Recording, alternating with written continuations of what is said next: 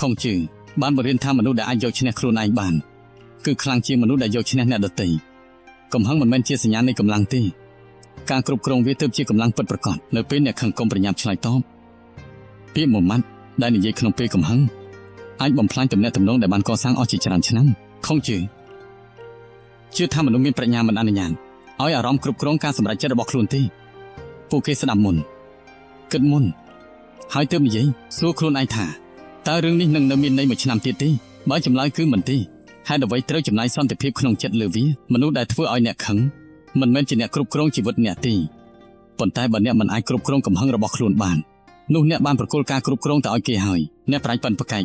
ដើម្បីឈ្នះគ្រប់ពេលទេពួកគេជ្រើសរើសសន្តិភាពជាជាងការឈ្នះដែលគ្មានន័យកំហឹងភាគច្រើនកើតចេញពីការរំពឹងទុកយើងចង់ឲ្យអ្នកដទៃគិតដូចយើងធ្វើដូចយើង